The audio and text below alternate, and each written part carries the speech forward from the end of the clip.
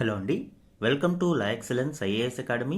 ఈరోజు మనం ఏప్రిల్ 8 నాటి ఈనాడు న్యూస్ పేపర్లోని ఇంపార్టెంట్ కరెంట్ అఫైర్స్ గురించి డిస్కస్ చేద్దామండి. బిఫోర్ దట్ మనము ప్రీవియస్ క్లాస్లో ఇచ్చిన క్వశ్చన్ ఆఫ్ ద డే గురించి చూద్దాము.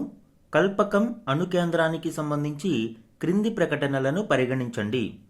లాస్ట్ క్లాస్లో మనము Kalpakkam prototype fast breeder reactor క్రిటికాలిటీని సాధించిన సందర్భంగా టాపిక్ని డిస్కస్ చేయడం జరిగింది.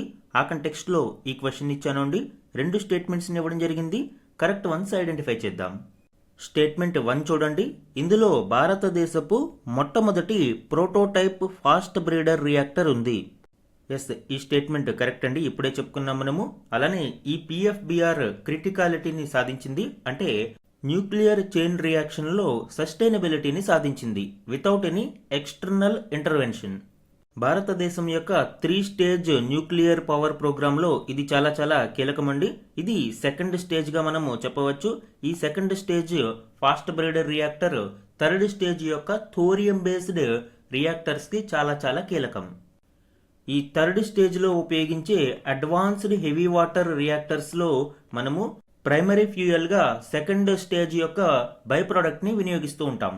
సెకండ్ స్టేజ్ యొక్క అడ్వాన్స్డ్ ప్రాసెస్లో థోరియం 232ని ట్రాన్స్మ్యూటేషన్ పద్ధతిలో యురేనియం 233గా మారుస్తారు. ఇది ఫెర్టైల్ మెటీరియల్ అండ్ యురేనియం 233 అనేది ఫిజైల్ మెటీరియల్, అంటే విచ్ఛిత్తికి అనుకూలంగా ఉండే మెటీరియల్. థర్డ్ స్టేజ్లో ప్రైమరీ ఫ్యూయల్గా మనము దీనిని ఉపయోగిస్తాం. సో ఫస్ట్ స్టేట్మెంట్ కరెక్ట్ అవుతుంది. సెకండ్ వన్ చూడండి. PFBR prototype fast breeder reactor తన ప్రాథమిక ఇంధనంగా యురేనియం 235ను మరియు శీతలీకరణి అంటే కూలెంట్గా తేలికపాటి నీటిని ఉపయోగిస్తుంది. ఈ స్టేట్మెంట్ రాంగ్ అండి. సెకండ్ స్టేజ్లో మనము ప్రైమరీ ఫ్యూయల్గా ప్లూటోనియం మరియు యురేనియం యొక్క మిక్స్డ్ ఆక్సైడ్స్ని ఉపయోగిస్తాము. స్టేజ్ 1 బై ప్రొడక్ట్ అయిన ప్లూటోనియం 239 మరియు యురేనియం 238 న్యాచురల్ యురేనియంని దీనిలో ఉపయోగిస్తాము. ఈ మిక్స్డ్ ఆక్సైడ్స్ ద్వారా మనకి బై ప్రొడక్ట్గా ప్లూటోనియం 239 మరింత ఎక్కువగా వస్తుంది. అంటే తాను కన్జ్యూమ్ చేసుకునే ప్లూటోనియం 239 కంటే అధిక మొత్తంలో ఇక్కడ ప్లూటోనియంని ఇవ్వడం జరుగుతుంది. అందుకే దీనిని బ్రీడర్ రియాక్టర్ అని పిలుస్తారు. అలానే థోరియం 232ని ట్రాన్స్మ్యూటేషన్లో యురేనియం 233గా కూడా బై ప్రోడక్ట్గా మారుస్తుంది. దాని గురించి కూడా చెప్పుకున్నాము. అలానే కూలెంట్గా లైట్ వాటర్ని వాడుతారు అనేది కూడా రాంగ్ అండి. ఈ సెకండ్ స్టేజ్లో కూలెంట్గా మనము లిక్విడ్ సోడియంని ఉపయోగిస్తాము. కాబట్టి సెకండ్ స్టేట్మెంట్ అనేది రాంగ్ అవుతుంది. యురేనియం 235ని మనము ప్రైమరీ స్టేజ్ ఫస్ట్ స్టేజ్లో ఉపయోగిస్తాము. Natural uranium 235. ఇందులో కూలెంట్గా ఫస్ట్ స్టేజ్లో హెవీ వాటర్ని ఉపయోగిస్తాము. ఫస్ట్ స్టేజ్ బై ప్రోడక్ట్ ఏంటండి? ప్లూటోనియం 239. దానినే మనము సెకండ్ స్టేజ్కు ఉపయోగిస్తున్నాము. సెకండ్ స్టేజ్ బై ప్రోడక్ట్ ఏంటి? More plutonium 239 and uranium 233. Third stage యొక్క ఫ్యూయల్ ప్రైమరీ ఫ్యూయల్ ఏంటి? థోరియం 232 అండ్ యురేనియం 233 ఏదైతే సెకండ్ స్టేజ్లో బై ప్రోడక్ట్ ఉందో. కేర్ఫుల్గా మనము అబ్జర్వ్ చేస్తే మొదటి దశ యొక్క ఫస్ట్ స్టేజ్ యొక్క బై ప్రోడక్ట్ సెకండ్ స్టేజ్ యొక్క ప్రైమరీ ఫ్యూయల్ గాను, సెకండ్ స్టేజ్ యొక్క బై ప్రోడక్ట్ థర్డ్ స్టేజ్ యొక్క ప్రైమరీ ఫ్యూయల్ గాను, మరియు థర్డ్ స్టేజ్లోనే థోరియం నిల్వలు భారతదేశంలో అధికంగా ఉన్నాయి కాబట్టి థోరియం బేస్డ్ రియాక్టర్ గాను దీనిని తీర్చిదిద్దడం జరిగింది. సో ఈ డిజైన్ అంతా కూడా ఒక వెల్ ప్లాన్డ్ స్ట్రక్చర్గా చూడవచ్చు. సో ఇక్కడ ఆన్సర్ ఏమవుతుంది అండి? 1 correct and 2 wrong. Answer A, 1 only is the correct answer ఇక్కడ. ఈరోజు మన ఫస్ట్ ఆర్టికల్ చూడండి. శబరిమలలో మహిళలపై ఆంక్షలు సబబే, సుప్రీంకోర్టుకు తెలిపిన కేంద్ర ప్రభుత్వం. ఈ ఆర్టికల్ 2018లో సుప్రీంకోర్టు ఇచ్చిన శబరిమల తీర్పు మీద తిరిగి రివ్యూ పిటిషన్ వేయడం జరిగింది. ఈ రివ్యూ పిటిషన్ మీద 9 జడ్జ్ బెంచ్ విచారణను ప్రారంభించింది. ఈ సందర్భంలో సుప్రీంకోర్టుకు కేంద్రం శబరిమలలో మహిళల మీద ఆంక్షలు అనేది సబబేనని తెలియజేయడం ఇక్కడ చూడవచ్చు. దీనికి సంబంధించిన మరిన్ని డీటెయిల్స్ ఇప్పుడు చూద్దాం. అయ్యప్ప స్వామి కొలువైన శబరిమల ఆలయంలో 10 నుంచి 50 ఏళ్ల వయసు మహిళల ప్రవేశంపై ఉన్న ఆంక్షలను కేంద్ర ప్రభుత్వం సమర్థించింది. మత విశ్వాసం, మతపరమైన స్వయం ప్రతిపత్తి పరిధిలోకి వచ్చే ఈ అంశాలు న్యాయ సమీక్షకు అతీతమైనవని పేర్కొంది. ప్రార్థనా స్థలాలు మరియు మతపరమైన కేంద్రాలలో మహిళల పట్ల వివక్ష కొనసాగుతుంది అంటూ దాఖలైన పిటిషన్లపై 9 మంది జడ్జీలతో కూడిన సుప్రీంకోర్టు విస్తృత రాజ్యాంగ ధర్మాసనం విచారణ ప్రారంభించింది. ఈ నేపథ్యంలోనే సుప్రీంకోర్టుకు కేంద్రం ఈ వివరణను ఇవ్వడం జరిగింది. కేంద్రం తరపున సొలిసిటర్ జనరల్ తుషార్ మెహతా వాదనలను వినిపించారు. ప్రస్తుతం కేరళలో ఎన్నికలు జరుగుతున్న నేపథ్యంలో ఈ కేసు ప్రాధాన్యతను సంతరించుకుంది. పౌరులందరికీ మత స్వేచ్ఛను కల్పించిన రాజ్యాంగంలోని 25వ అధికరణను ప్రస్తావిస్తూ శాంతి భద్రతలకు, ప్రజారోగ్యానికి మరియు నైతికతకు మత ఆచారాలు భంగం కలిగిస్తున్నట్లయితే న్యాయస్థానాలు జోక్యం చేసుకోవచ్చని తుషార్ మెహతా పేర్కొన్నారు. అంటే రైట్ టు రిలీజియస్ ఫ్రీడమ్ అనేది ఆర్టికల్ 25 కింద ప్రజలందరికీ ఇచ్చారు అని, అందులో రీజనబుల్ రెస్ట్రిక్షన్స్గా శాంతి భద్రతలు, ప్రజారోగ్యానికి భంగం కలగడం మరియు నైతికతకు భంగం కలిగినప్పుడు న్యాయస్థానాలు జోక్యం చేసుకోవచ్చని ఉంది.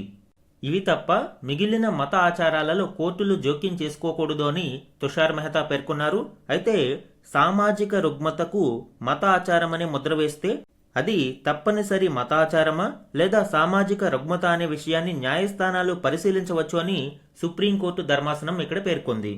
2018 తీర్పును పరిశీలిస్తే శబరిమల ఆలయంలోకి మహిళల ప్రవేశ నిరాకరణను అంటరానితనంగాను మరియు రాజ్యాంగంలోని ఆర్టికల్ 17కు ఉల్లంఘనగాను అభివర్ణించడం జరిగింది. దీని మీద కేంద్రం తరపున తుషార్ మెహతా తీవ్ర అభ్యంతరం తెలిపారు. అయితే జస్టిస్ బివి నాగరత్న గారు దీని మీద స్పందిస్తూ 1 నెలలో మహిళలకు 3 రోజులు అంటరానితనం ఉండి 4వ రోజు అంటరానితనం ఉండదని అనుకోవడానికి వీల్లేదని వ్యాఖ్యానించారు. అంటే కేవలం ఆ మిన్స్ట్రుయేషన్ సైకిల్లో ఉన్న 3 రోజులు మాత్రమే మహిళలను అంటరాని వారిగా భావించి మిగిలిన రోజులలో అంటరానితనం ఉండదు అని భావించడానికి వీలు లేదు అని, ఇటువంటివి మహిళలను మరింత వెనుకకు నెట్టడానికి ఒక సాధనంగా ఉపయోగపడతాయి అని జస్టిస్ బివి నాగరత్న గారు ఆందోళన వ్యక్తం చేయడం ఇక్కడ చూడవచ్చు. అయితే దీని మీద తుషార్ మెహతా గారు స్పందిస్తూ శబరిమల ఆలయ ప్రవేశంపై ఆంక్షలు ఋతుక్రమానికి సంబంధించినవి కాదు అని, వయసు పరిమితికి సంబంధించినవేనని పేర్కొన్నారు.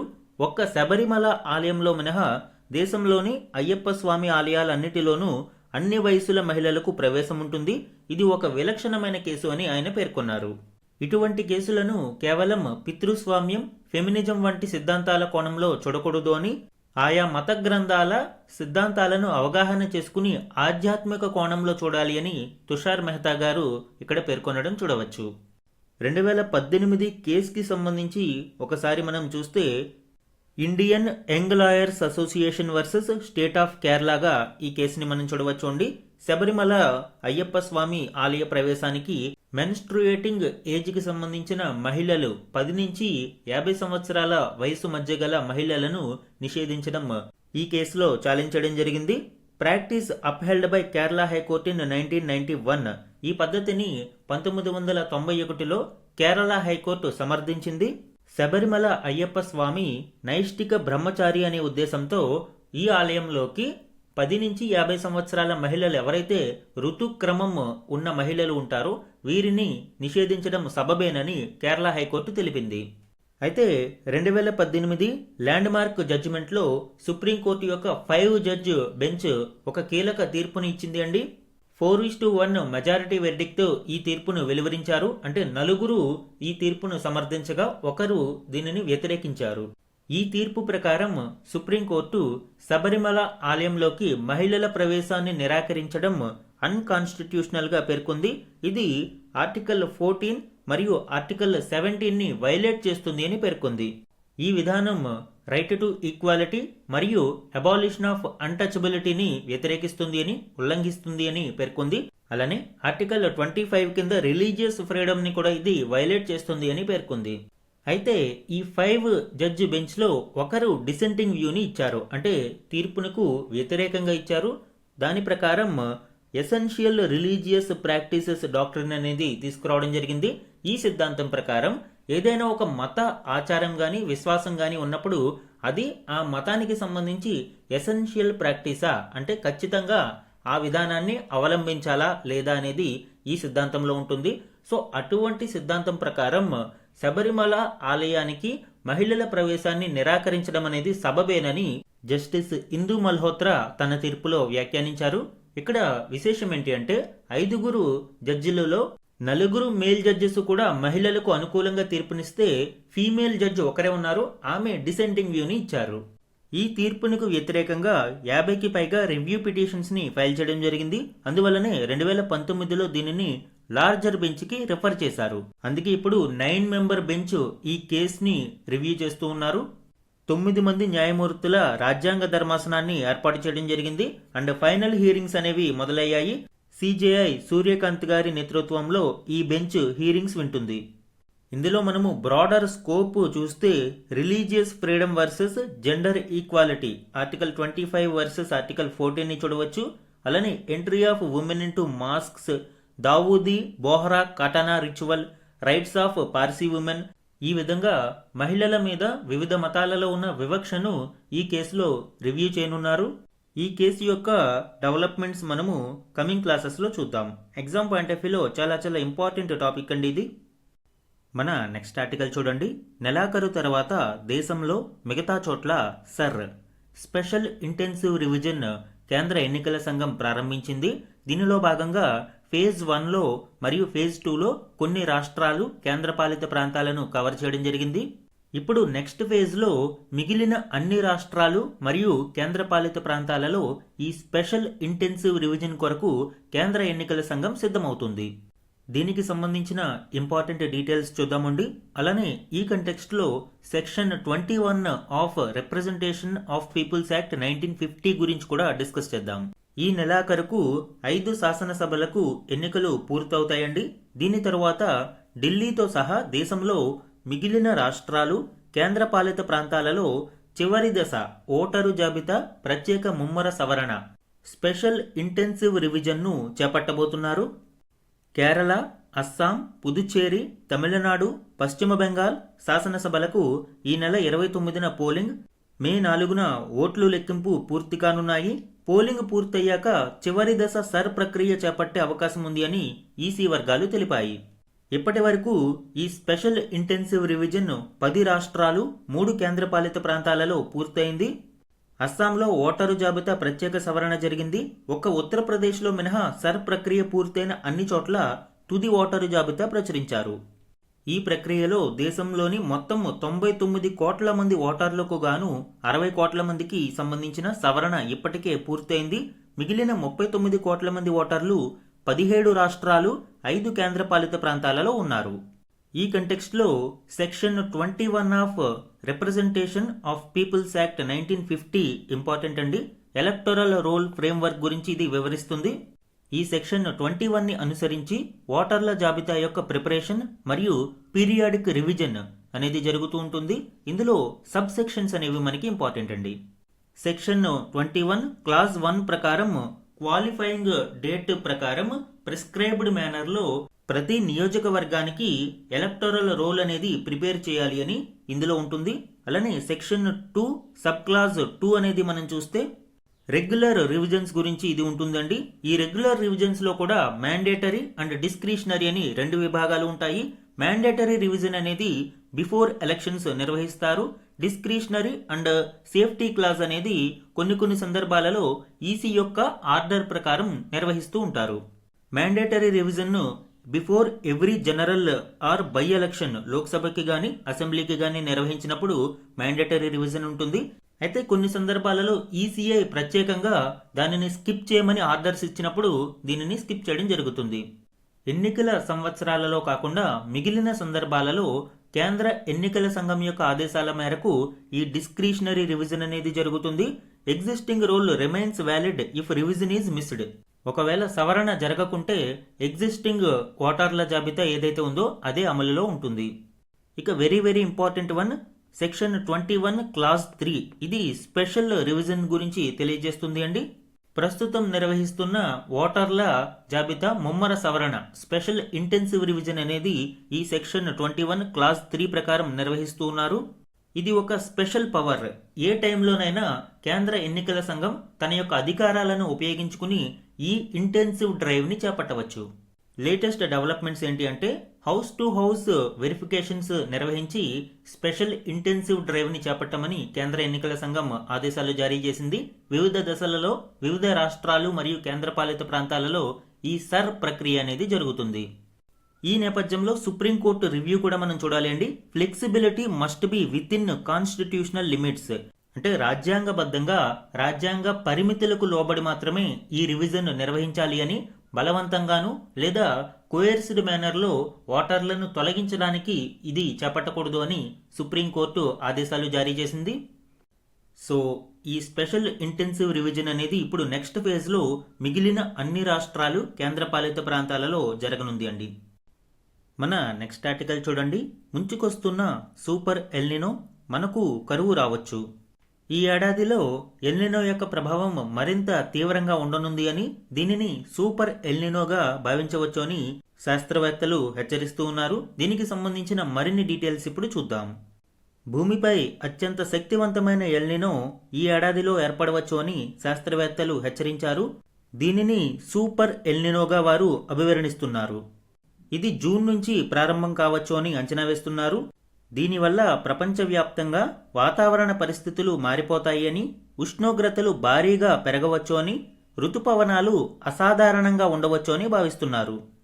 మే నెలలో ఎల్నినో ఏర్పడుతుంది అని, ఆగస్టు నాటికి బలపడుతుంది అని European centre for medium range weather forecast అంచనా వేసింది.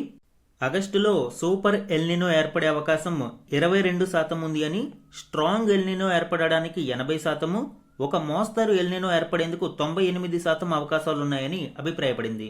అయితే ఇక్కడ ఇంపార్టెంట్ పాయింట్ ఏంటి అంటే, సూపర్ ఎల్నినో అనేది అఫీషియల్ టెర్మినాలజీ కాదు. ఎల్నినో పరిస్థితులు మరింత తీవ్రంగా ఉంటే అలాంటి వాటిని సూపర్ ఎల్నినోగా అభివర్ణిస్తూ ఉంటారు. సాధారణ ఎల్నినో సమయంలో eastern and central Pacific waters అనేవి 0.5 డిగ్రీల సెల్సియస్ రైజ్ అయ్యే అవకాశం ఉంది.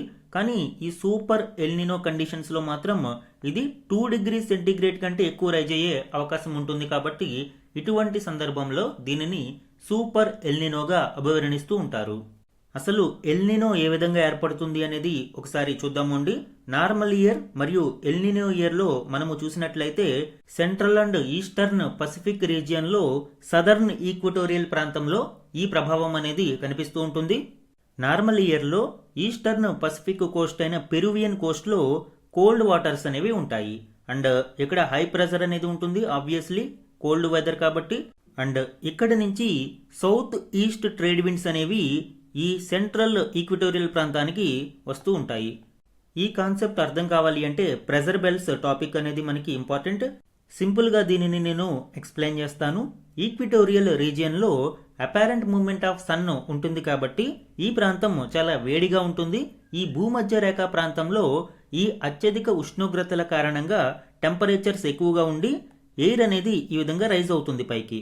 ఈ రైజ్ అయిన ఎయిర్ ఆఫ్టర్ సర్టెన్ హైట్ కొంత కూల్ అయిన తర్వాత ఇలాగా మూవ్ అవుతూ ఉంటుంది. అండ్ దీని యొక్క టెంపరేచర్ కంప్లీట్గా లాస్ అయిన తర్వాత ఇది కిందకి ఇలాగా దిగిపోతుంది. సో ఈ మూవ్మెంట్నే మనము హ్యాడ్లీ సెల్స్ అని పిలుస్తాము. సో ఇది ఒక సర్క్యులేషన్ లాగా ఉంటుంది. అయితే ఈక్విటోరియల్ రీజియన్లో ఎయిర్ ఎప్పుడైతే రైజ్ అయిందో ఈ ప్రాంతంలో ఉన్న వేకెన్సీని ఫిల్ చేయడానికి ఇది లో ప్రెజర్ జోన్, ఇది హై ప్రెజర్ జోన్. సో ఈ హై ప్రెజర్ జోన్ నుంచి లో ప్రెజర్ జోన్లోకి ఈ విధంగా ఎయిర్ అనేది మూవ్ అవుతుంది. కానీ ఇక్కడ మనకి ఇంకొక కాన్సెప్ట్ ఏంటి అంటే కొరియోలిస్ ఫోర్స్. ఈ కొరియోలిస్ ఫోర్స్ కారణంగా డిఫ్లెక్షన్ అనేది ఉంటుంది. సో ఈ డిఫ్లెక్షన్ కారణంగా ఈ ట్రేడ్ విండ్స్ ఈ విధంగా ప్రవహిస్తూ ఉంటాయి. దీనిని నార్త్ ఈస్ట్ ట్రేడ్ విండ్స్ అని, దీనిని సౌత్ ఈస్ట్ ట్రేడ్ విండ్స్ అని పిలుస్తారు. ఇక పోలార్ రీజియన్లో ఎక్స్ట్రీమ్ లో టెంపరేచర్స్ కారణంగా హై ప్రెజర్ జోన్స్ అనేవి క్రియేట్ అవుతాయి. ఈ హై ప్రెజర్ నుంచి లో ప్రెజర్ ఏరియాస్లోకి విండ్ ఈ విధంగా ప్రవహిస్తూ ఉంటుంది. అయితే కొరియోలిస్ ఎఫెక్ట్ కారణంగా ఈ డిఫ్లెక్షన్ అనేది మనం చూడవచ్చు. దీనినే పోలార్ ఈస్టర్లీస్ అని పిలుస్తాము. ఈ నేపథ్యంలో sub tropical high pressure zone నుంచి వచ్చే ఈ వామ్ ఎయిర్ మరియు పోలార్ రీజియన్ నుంచి వచ్చే కోల్డ్ ఎయిర్ మీట్ అవుతాయి. టెంపరేచర్ అండ్ డెన్సిటీ డిఫరెన్సెస్ కారణంగా ఇక్కడ వామ్ ఎయిర్ అనేది రైజ్ అవుతుంది. సో ఈ రైజ్ అయిన వామ్ ఎయిర్ మళ్ళీ ఈ విధంగా మూవ్మెంట్ అనేది చూడవచ్చు. సో ఇది పోలార్ సెల్ ఇలాగా క్రియేట్ అవుతుంది, ఇక్కడ ఫెరల్ సెల్ అనేది క్రియేట్ అవుతుంది. అందుకే ఈ పోలార్ సెల్ మరియు హ్యాడ్లీ సెల్ అనేవి థర్మల్లీ ఇండ్యూస్డ్, అంటే టెంపరేచర్స్ కారణంగా ఇండ్యూస్ అయినవి. అండ్ ఫెరల్ సెల్ అనేది మాత్రం డైనమికల్లీ ఇండ్యూస్డ్, టెంపరేచర్ డిఫరెన్సెస్ వల్ల కాకుండా ఈ మూవ్మెంట్ మరియు డెన్సిటీ డిఫరెన్సెస్ కారణంగా ఇది ఏర్పడుతుంది. మన కాన్సెప్ట్లో ఈ సౌత్ ఈస్ట్ ట్రేడ్ విండ్స్ అనేవి ఇంపార్టెంట్ అండి. నార్మల్ ఇయర్లో మనము ఇప్పుడే చెప్పుకున్నాము, ఈ సౌత్ ఈస్ట్ ట్రేడ్ విండ్స్ ఈ విధంగా ప్రవహిస్తూ ఉంటాయి. ఈ trade winds high pressure region నుంచి వామ్ లో ప్రెజర్ రీజియన్కి చేరినప్పుడు ఇక్కడ ఉండే టెంపరేచర్స్ కారణంగా రైజ్ అవుతాయి. రైజ్ అయ్యి మళ్ళీ తిరిగి ఒక సర్క్యులేషన్ అనేది ఫామ్ అవుతుంది. ఈ సర్క్యులేషన్ని మనము వాకర్ సెల్ అని పిలుస్తాము. సో ఈ వాకర్ సెల్ అనేది నార్మల్ ఇయర్స్లో ఈ విధంగా ఉంటుంది. కానీ ఎల్నినో ఇయర్లో ఈ కండిషన్స్ అనేవి రివర్స్ అవుతాయండి. ఈస్టర్న్ పసిఫిక్ కోస్ట్ అనేది వార్మర్ రీజియన్గా మారుతుంది and central Pacific region Australian Coast అనేది మనకి హై ప్రెజర్ జోన్గా ఉంటుంది. సో ఈ నేపథ్యంలో వాకర్ సెల్ అనేది రివర్సల్ మనము చూడవచ్చు అండి. సదర్న్ ట్రేడ్ విండ్స్ ఈ విధంగా హై ప్రెజర్ నుంచి లో ప్రెజర్ వైపు వెళ్తూ ఉంటాయి అండ్ ఆఫ్టర్ దట్ వామ్ రీజియన్కి చేరగానే ఇవి పైకి రైజ్ అయ్యి తిరిగి ఈ విధంగా రివర్సల్లో మనకి వాకర్ సైకిల్ అనేది చూడవచ్చు. దీనితో ఏషియా మరియు ఆస్ట్రేలియా ప్రాంతంలో మనకి గ్లోబల్ వెదర్ ఎక్స్ట్రీమ్స్ డ్రాట్స్ అనేవి క్రియేట్ అవుతాయి, కరువు అనేది క్రియేట్ అవుతుంది. మరియు పెరువియన్ కోస్ట్లో నార్మల్గా డ్రై కండిషన్స్ ఉండేవి వెట్ హ్యూమిడ్ కండిషన్స్ ఏర్పడి అధిక వర్షపాతము మరియు వరదలు సంభవించే ప్రమాదం ఉంది. అయితే ఈ ఎల్నినో ఎఫెక్ట్ భారత ఋతుపవనాల మీద ఏ విధంగా ఉంటుంది? ఋతుపవనాలని ప్రభావితం చేసే వాటిలో one of the major factor Mascarene high అని పిలుస్తాము. మడగాస్కర్ కి సమీపంలో ఈ రీజియన్ ఉంటుంది. ఇది హై ప్రెజర్ జోన్. నార్మల్ ఇయర్స్లో ఈ సెంట్రల్ పసిఫిక్ రీజియన్లోని లో ప్రెజర్ జోన్ నుంచి ఎయిర్ రైజ్ అయ్యి ఈ మస్కరిన్ హై దగ్గర డిసెండ్ అవుతూ ఉంటుంది. ఈ కారణంగా ఇక్కడ హై ప్రెజర్ జోన్ అనేది క్రియేట్ అవుతుంది. ఈ హై ప్రెజర్ ఎంత ఎక్కువగా ఉంటే ఈ ప్రాంతం నుంచి భారతదేశంలోకి ఋతుపవనాలు యొక్క ప్రభావం అంత తీవ్రంగా ఉంటుంది. ఎందుకంటే ఈ ఋతుపవనాలని ఇది ఎక్కువగా పుష్ చేస్తూ ఉంటుంది. అయితే ఎల్నినో ఇయర్లో ఏం జరుగుతుంది అండి? ఈ లో ప్రెజర్ జోన్ కాస్త హై ప్రెజర్ జోన్గా ఉండడం వలన ఈ మస్కరిన్ హై ప్రాంతానికి రావాల్సిన హై ప్రెజర్ అనేది ఇక్కడ సరిపోదు, వీకెన్ అవుతుంది. ఈ వీక్ మస్కరిన్ హై కారణంగా భారతదేశంలోకి పుష్ అవ్వాల్సిన ఋతుపవనాలు చాలా వీక్గా ఉంటాయి. తద్వారా భారతదేశంలో ఋతుపవనాల యొక్క ప్రభావం తక్కువగా ఉండి వర్షపాతం అనేది తక్కువగా నమోదవుతుంది మరియు కరువు సంభవించడానికి ఎక్కువ అవకాశాలు ఉంటాయి. సేమ్ కాన్సెప్ట్ మనకి రివర్సల్ కండిషన్లో ఉన్నప్పుడు దీనిని మనము లానినా కండిషన్స్ అని అంటాము. సింపుల్ గా లానినా కండిషన్ లో ఇక్కడ మోర్ లో ప్రెజర్ అనేది క్రియేట్ అవుతుంది. దీని వలన మోర్ హై ప్రెజర్ అనేది మస్కరిన్ బేసిన్ లో క్రియేట్ అవుతుంది. More high pressure in Mascarene basin కారణంగా భారతదేశంలోకి ఎక్కువ మొత్తంలో ఋతుపవనాలు వస్తాయి, అధిక వర్షపాతం అనేది సంభవిస్తుంది. ఇది ఎల్నినో మరియు లానినాకి సంబంధించినది. అండ్ ఈ ఎల్నినో కండిషన్స్ మరింత తీవ్రతరంగా ఉంటే అలాంటి వాటినే మనము సూపర్ ఎల్నినో అంటాము. ఈ సంవత్సరం సూపర్ ఎల్నినో ఏర్పడడానికి 22% అవకాశం ఉంది అని శాస్త్రవేత్తలు అంచనా వేస్తున్నారు. సముద్రపు నీటి ఉష్ణోగ్రత సగటు కంటే 2.5 డిగ్రీలు ఎక్కువగా నమోదైతే దానిని సూపర్ ఎల్నినోగా పరిగణిస్తారు. 1982-83, 1997-93 మరియు 2015-16లలో ఇటువంటి సూపర్ ఎల్నినోలు ఏర్పడ్డాయి. కానీ ఈ ఏడాదిలో రాబోయేది గత 100 ఏళ్లలోనే అత్యంత శక్తివంతమైన ఎల్నినోగా ఉండవచ్చని శాస్త్రవేత్తలు అంచనా వేస్తున్నారు. భారతదేశం మీద ఈ సూపర్ ఎల్నినో ప్రభావం మనం చూస్తే వర్షపాతము తగ్గిపోవడం వలన మధ్య ఉత్తర భారతదేశంలో కరువు సంభవించే అవకాశాలు ఉన్నాయి. మధ్య ఆఫ్రికా, ఆస్ట్రేలియా, ఇండోనేషియా, ఫిలిప్పీన్స్తో పాటు దక్షిణ పసిఫిక్, మధ్య అమెరికా, ఉత్తర బ్రెజిల్ వంటి ప్రాంతాలలోనూ కరువు సంభవించే అవకాశాలున్నాయి. సో ఇది సూపర్ ఎల్నినో కండిషన్స్కి సంబంధించి అండి. ఎగ్జామ్ పాయింట్ ఆఫ్ వ్యూలో very very very important topic and year దీని మీద డెఫినెట్లీ క్వశ్చన్స్ అడిగే అవకాశం ఉంది. నెక్స్ట్ వన్ చూడండి. భారత ఆర్మీ చేతికి కాముకాజీ ఆయుధం, 10 కోట్లకే 100 ఆత్మాహుతి డ్రోన్లు. లాయిటరింగ్ మ్యూనిషన్స్గా పిలువబడే కాముకాజీ డ్రోన్స్ ఇప్పుడు భారత సైన్యం అమ్ముల పొదిలోకి చేరనున్నాయి. దీనికి సంబంధించిన ఇంపార్టెంట్ డీటెయిల్స్ ఇప్పుడు చూద్దాం. భారత సైన్యం అమ్ముల పొదిలోకి మరో అధునాతన ఆయుధం చేరింది. ఆధునిక సాంకేతిక యుద్ధాలలో కీలక పాత్ర పోషించే ఆత్మాహుతి డ్రోన్లు కాముకాజీ ఆర్మీ చేతికి వచ్చాయి. ఈ రకానికి చెందిన వందలాది డ్రోన్లను స్వదేశీ సంస్థ సైన్యానికి ఇటీవల అప్పగించినట్లు సమాచారం. 10 కోట్ల రూపాయల ఒప్పందంలో భాగంగా వీటిని అందజేసినట్లు తెలిసింది. గుజరాత్లోని సూరత్ బేస్డ్ ఇన్సైడ్ ఎఫ్పివి అనే సంస్థ వందలాది ఆత్మాహుతి డ్రోన్లను ఆర్మీ నార్థర్న్ కమాండ్కు తాజాగా అందజేసినట్లు సమాచారం. భద్రతా కారణాల రీత్యా ఎన్ని డ్రోన్లను అప్పగించారన్న దానిపై ఖచ్చితమైన సమాచారం బయటికి రాలేదు. ఈ డ్రోన్ల యొక్క కీ స్పెసిఫికేషన్స్ని మనం చూస్తే ఈ డ్రోన్లు గంటకు 120 కిలోమీటర్ల వేగంతో ప్రయాణిస్తాయి. ఏఐ ఆధారిత సూచనలతో ఖచ్చితమైన దాడులు చేసి లక్ష్యాలను ఛేదిస్తాయి. గరిష్టంగా 2.5 కిలోమీటర్ల ఎత్తు వరకు ఎగరగలవు. 10 కిలోమీటర్ల పరిధిలోని లక్ష్యాలపై దాడులు చేస్తాయి. అంటే రేంజ్ అనేది 10 కిలోమీటర్స్ వరకు ఉంటుంది. అలానే పేలోడ్ కెపాసిటీని మనం చూస్తే 2.5 కిలోల వరకు పేలుడు పదార్థాలను ఈ డ్రోన్లు మోసుకెళ్లగలవు. అత్యవసర ముప్పులను వేగంగా ఎదుర్కొనే సామర్థ్యం వీటి సొంతం. శత్రు భూభాగాల్లోకి చొచ్చుకుని వెళ్లి లక్ష్యాలను ఛేదిస్తాయి. సాధారణ దళాలు వెళ్లలేని ప్రాంతాలలోకి వెళ్లి దాడులు కూడా చేయగలవు. జీపీఎస్ అందుబాటులో లేని ప్రాంతాలలో కూడా ఉపయోగించేలాగా వీటిని రూపొందించారు. కఠినమైన వాతావరణ పరిస్థితులను తట్టుకోగలవు. -35 డిగ్రీస్ సెంటీగ్రేడ్ ఉష్ణోగ్రతలో కూడా ఈ డ్రోన్లు పనిచేస్తాయి. ఈ డ్రోన్లకు సంబంధించి మరిన్ని డీటెయిల్స్ చూడండి. ఈ కామికజీ డ్రోన్స్ అనేవి హైబ్రిడ్ మోడల్ అండి. Hybrid between an UAV unmanned aerial vehicle and a guided missile. ఇవి సూసైడల్ డ్రోన్స్. ట్రెడిషనల్ డ్రోన్స్ అయితే వాటికి అప్పగించిన పని పూర్తయిన తర్వాత తిరిగి మళ్ళీ వెనక్కి వస్తాయి. కానీ ఇవి వన్ వే ఎయిర్ క్రాఫ్ట్ లాగా పనిచేస్తాయి. టార్గెట్ ఏరియా వరకు ఇది పైకి ఎగిరి అక్కడ ఆ టార్గెట్ ఏరియా మీద నేరుగా పడి డిటనేట్ బ్లాస్ట్ అవుతుంది. ఈ కామికజీ డ్రోన్స్ యొక్క కీ క్యారెక్టరిస్టిక్స్ మనం చూస్తే loitering, ability to stay air born. ఏదైతే నిర్దేశిత లక్ష్యం ఉందో ఆ ప్రాంతంలో పై వరకు వెళ్లి అక్కడ ఎయిర్ బార్న్ అటాక్ ని చేసే అవకాశం ఇది ఉంటుంది. సుమారు 20 నుంచి 40 నిమిషాల వరకు ఒక ప్రాంతం మీద అది స్టేబుల్ గా ఉండి నిర్దేశిత లక్ష్యాన్ని ప్రిసైజ్డ్ గా అటాక్ చేయగలుగుతుంది. ప్రెసిషన్ అనేది దీని యొక్క కీ ఫీచర్ అండి.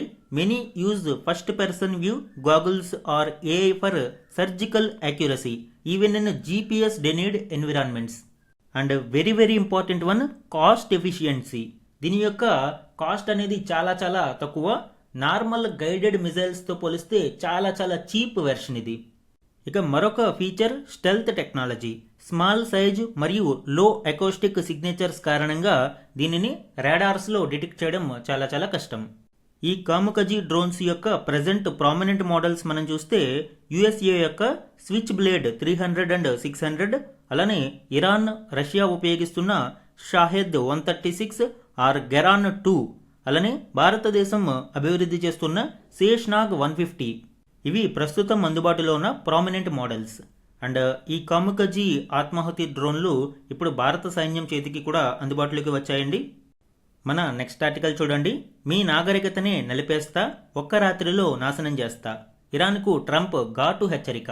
ఈ ఆర్టికల్ ఆన్గోయింగ్ పశ్చిమాసియా యుద్ధానికి సంబంధించిన లేటెస్ట్ డెవలప్మెంట్స్కి సంబంధించి ఇరాన్ హార్ముజ్ జలసంధిని మూసివేసిన తరుణంలో యుఎస్ ప్రెసిడెంట్ డొనాల్డ్ ట్రంప్ తీవ్ర హెచ్చరికలు జారీ చేశారు.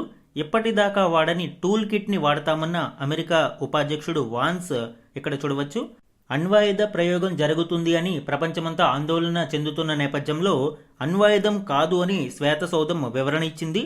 హార్ముజ్ ను తెరిచేందుకు గడువు పొడిగించమని ట్రంప్ స్పష్టం చేశారు. ఖర్గ్ ఐలాండ్ మీద అమెరికా భీకర దాడులు చేస్తూ ఉంది. ఇరాన్లో వంతెనలు, రైల్వే నెట్వర్క్లను లక్ష్యంగా చేసుకుని ఇజ్రాయెల్ దాడులు చేస్తూ ఉంది. అయితే ఇరాన్ మాత్రం ఈ హెచ్చరికలను లెక్క చేయడం లేదు. ఇక్కడ లేటెస్ట్ డెవలప్మెంట్ ఏంటి అంటే ఇప్పుడు ఇరాన్ మరియు అమెరికా సీజ్ ఫైర్ కి అంగీకరించాయి. రేపటి న్యూస్ పేపర్లో ఈ డీటెయిల్స్ వస్తాయి, అక్కడ డీటెయిల్గా చెప్పుకుందాము. హార్ముజ్ జలసంధిని తెరవడానికి ఇరాన్ అంగీకరించింది. సీజ్ ఫైర్ కు ఇరు దేశాలు కూడా అంగీకరించాయి. పాకిస్తాన్ ఆధ్వర్యంలో ఇరు దేశాల మధ్య శాంతి చర్చలు జరగనున్నాయి.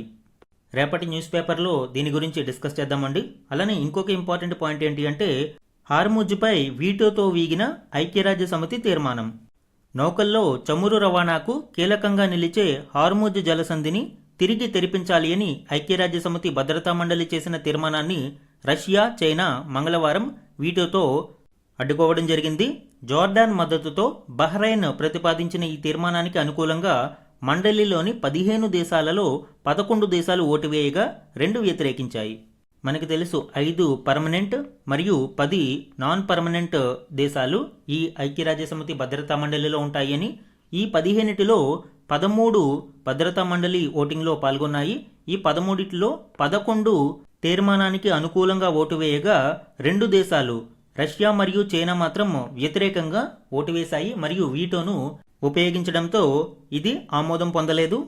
ఇది కూడా భద్రతా మండలిలో ఒక ఇంపార్టెంట్ డెవలప్మెంట్గా మనము చూడవచ్చు అండి.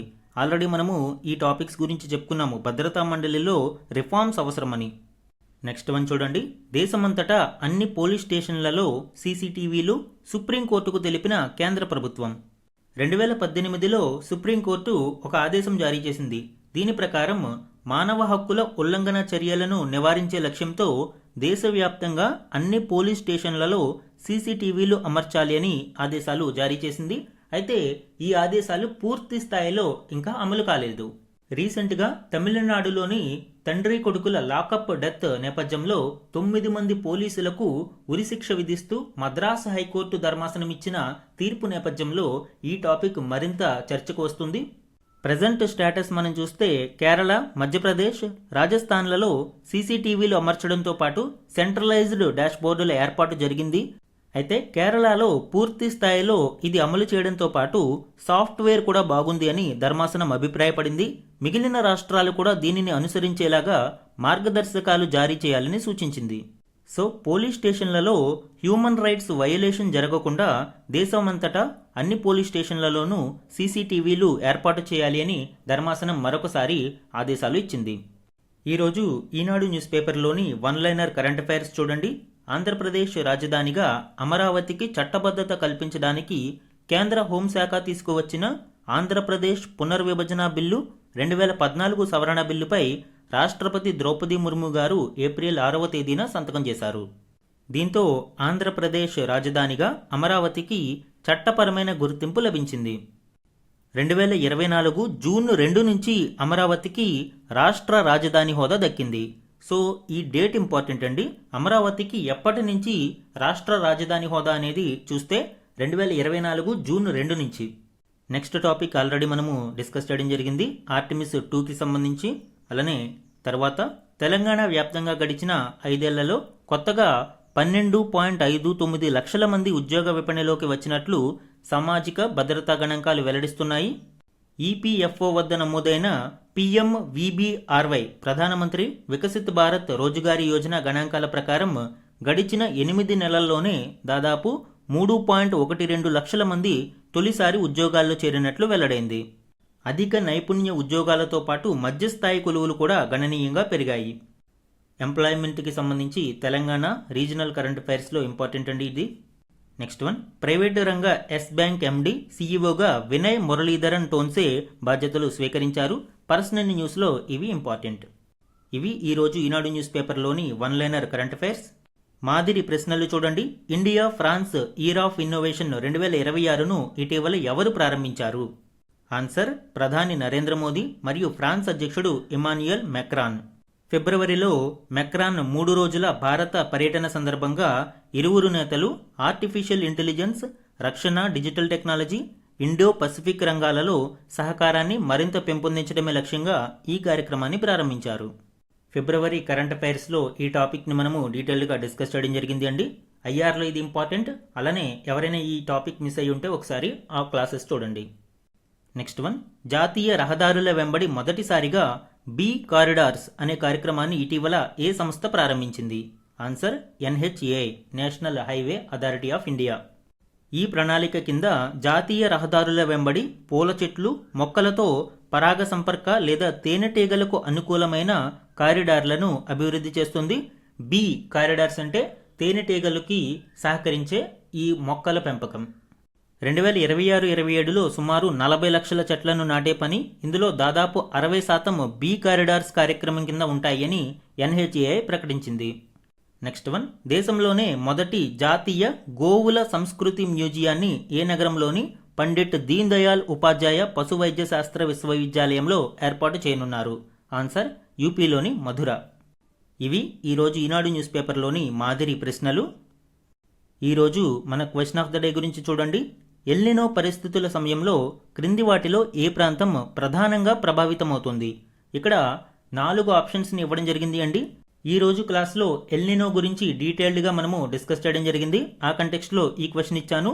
దీనికి సంబంధించి కరెక్ట్ ఆప్షన్ని ఐడెంటిఫై చేసి ఆన్సర్ని కమెంట్ సెక్షన్లో కమెంట్ చేయండి. ఇది ఈరోజు Eenadu news పేపర్లోని important current affairs మీద daily analysis. Thank you for watching.